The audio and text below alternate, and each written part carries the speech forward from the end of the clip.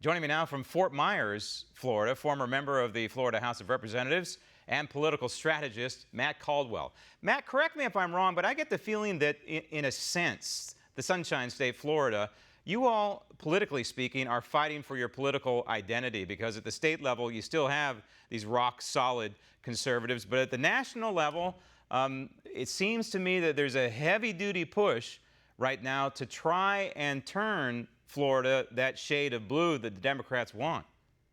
Oh, absolutely. This is the big prize. The electoral votes make all the difference in the presidential campaign, and that's why you've seen President Trump pay attention as well. And listen, kudos to the president for calling out these liberals for their false policies. When he brings it up that, hey, you want to have a sanctuary city, we'll send you all the illegal immigrants you want, and they start squawking, it proves the point. It proves the president's point that, he's not anti-immigrant. He's anti-lawbreakers, people that flout our laws and don't really care about that. That's why you've seen our chair of the Republican Party here in Florida. He's in the state Senate. He's the author of our bill that would ban sanctuary cities in the state of Florida, making these policies illegal and punishing those local officials that want to violate federal law. Right, and this is supported by your new governor, Ron DeSantis, former congressman. And so the governor is behind this plan to ban sanctuary cities. Does it have this bedrock conservative constitutional support in Tallahassee like I think it might?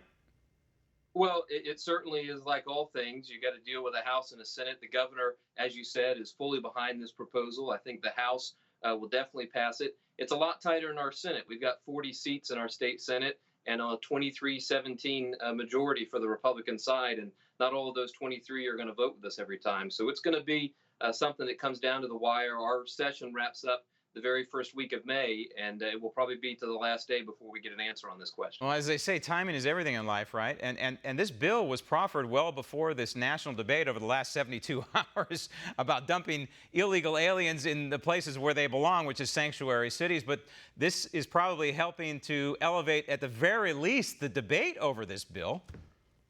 No question about it. Again, kudos to the president for calling their bluff. I think it forces people to address what the reality is, which is we want a secure border. People are not anti-immigrant, but they're anti-lawbreakers. And if we have a system where we know who you are, we know why you're here, we know where you are, then I think the American public will be certainly fine with that. But having a wide open border with no wall, with no ability to know what's going on, that's just unacceptable. And of course, anything that's common sense, pro-America, and fidelity to the United States Constitution. We have the American Civil Liberties Union right there. The ACLU now has issued a phony travel alert for the state of Washington because of this effort to ban sanctuary cities. I call it phony because it is. It's phony. It's disingenuous. To me, this is a not so thinly veiled attempt to try and paint the entire state of Florida as racist.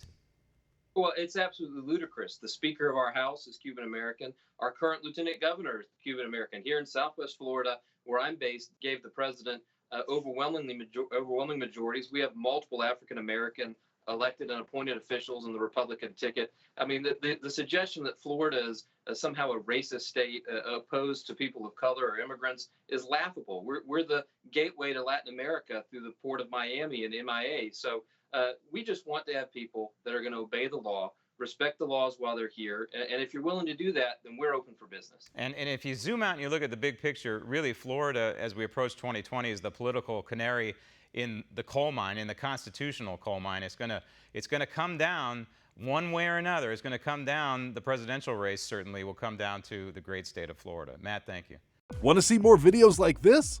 Click on the link below and subscribe to One American News on YouTube. And call your cable provider and kindly demand that One American News is added to your lineup. Call and subscribe today.